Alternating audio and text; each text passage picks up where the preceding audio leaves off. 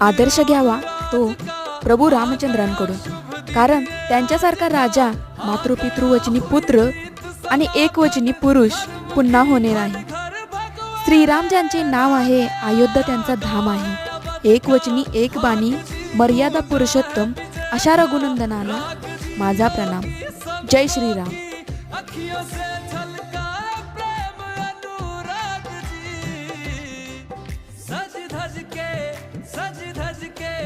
सज धज के लागे सबसे न्यारे राम, बोलो जय जय श्री राम. हमारी आंखों के तारे हैं प्रभु राम, बोलो जय जय श्री राम.